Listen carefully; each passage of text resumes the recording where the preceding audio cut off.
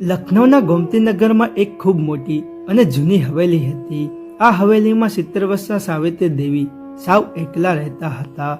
તેમના પતિના અવસાનને 15 વર્ષ વીતી ચૂક્યા હતા. સાવિત્રી દેવીને 3 પુત્રો હતા અને ત્રણેય મોટા શહેરોમાં ખૂબ એવી સારી કોર્પોરેટ નોકરી કરતા હતા. મોટો પુત્ર મુંબઈમાં હતો, વચ્ચે પુત્ર દિલ્હીમાં અને સૌથી નાનો બેંગ્લોરમાં પોતપોતાના પરિવાર સાથે રહેતા હતા.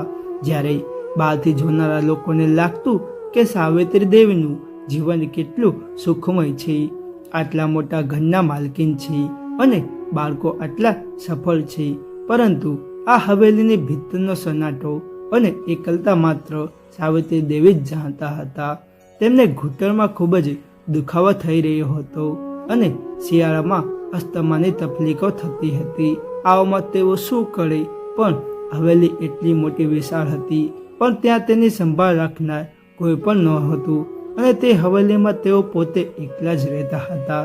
જ્યારે ડિસેમ્બર મહિનાની એક ઠંડી રાત્રે લખનૌમાં ધોધમાર વરસાદ પડી રહ્યો હતો.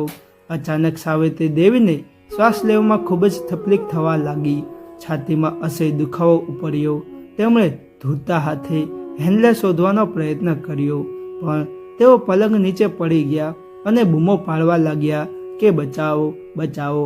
આંખો સામે અંધારા છવા લાગ્યા.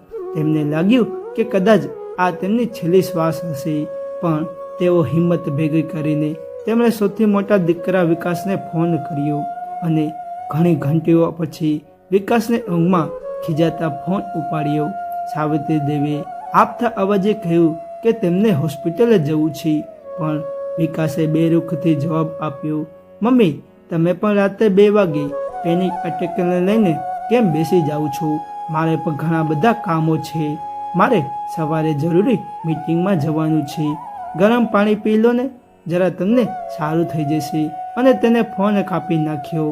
ત્યારબાદ માજીએ બીજા દીકરાને ફોન કર્યો અને દીકરાને ફોન કરતાં કહ્યું કે હે બેટા રોહિત, તું ક્યાં છે? ફોન કેમ ઉપાડ્યો? ત્યારે દીકરાએ કહ્યું, હું પાર્ટીમાં વ્યસ્ત છું અને સવારે વાત કરવાનું કહી દીધું. અને અંતે સૌથી નાના અને લાડકડા દીકરા સમીરને ફોન કર્યો, પણ તેણે પણ બેંગ્લોરથી ઉડીને ન આવી શકવાનું બહાનું કાઢી ફોન કાપી નાખ્યો. સાવિત્રી દેવીનું દિલ તૂટી ગયું. જે દીકરાઓ માટે તેમણે આખી જિંદગીઓ ઘસી નાખી, તેમના મનમાં ઘણા બધા ચિંતા થવા લાગ્યા અને માના જીવના કરતાં પોતાની ઊંઘ અને પાર્ટીઓને વધુ કિંમત આપવા લાગ્યા. તેઓ ફોસ પર પડી ગયા અને અવાજ સાંભળીને નીચે રહેતા ભાડૂત વિદ્યાર્થીએ નેહા દોડી આવી અને તેને વિલંબ કર્યા વગર એક એમ્બ્યુલન્સ બોલાવી અને તેમને હોસ્પિટલે પહોંચાડવામાં મદદ કરી. જ્યારે ડૉક્ટરે કહ્યું કે જો તમે આમને 15 મિનિટ થોડું મોડું થયું હોત તો તેમનો જીવ બચાવવો ખૂબ જ મુશ્કેલ થઈ પડે.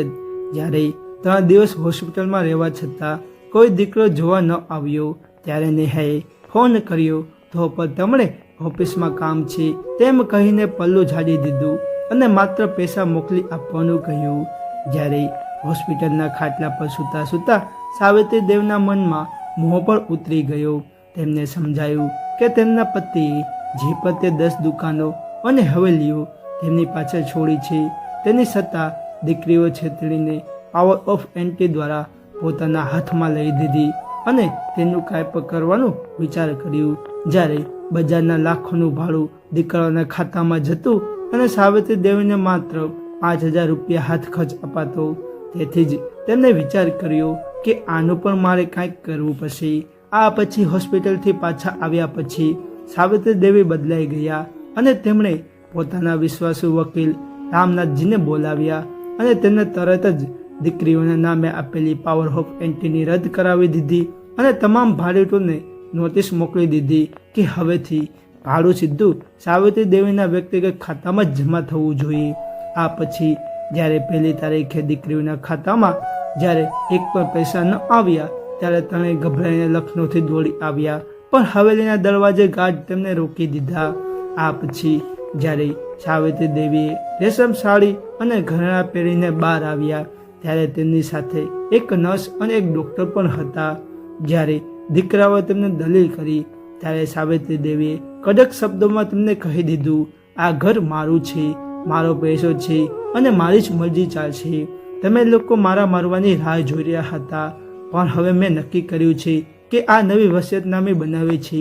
મારા મર્યા પછી આ બધું જ અનાથ આશ્રમને જશે. દીકરાઓ અને વહુઓ ગીળગવા લાગ્યા અને સાવિત્રી દેવીએ એક શરત મૂકી, જો તમારે મિલકતમાં હિસ્સો જોઈતો હોય તો આગામી 5 વર્ષ સુધી મારા ફરતી અહીં આવીને મારી સેવા કરવી પડશે અને ઘરનું બધું જ કામ જાતે જ કરવું પડશે. જ્યારે પૈસાની લાલચમાં દીકરાઓ નોકરીની જેમ જેમ કામ પર કરવા લાગ્યા, સાવિત્રી દેવી નેહાને ભૂલ્યા નહીં અને તેમણે વસિયતનામામાં નેહાના ભણતર અને લગ્નનો ખર્ચ પણ સુરક્ષિત કર્યો. હવે સાવિત્રી દેવી એક જ ખૂબ જ મહારાણી જેવું સન્માનજનક જીવન જીવી રહ્યા છે અને આપણને જાણવા મળે છે. જ્યારે આ વાર્તા આપણને શીખવે છે કે ક્યારે પણ બધું જ સંતાનોના ભરોસે ન છોડવું જોઈએ. પ્રેમ પોતાની જગ્યાએ છે, પણ આર્થિક સ્વતંત્રતા જ બુઢાપાની સાચી લાકડી હોય છે. જ્યાં સુધી તમારી પાસે સત્તા અને સંપત્તિ છે ત્યાં સુધી દુનિયા તમારું સન્માન કરતું રહેશે.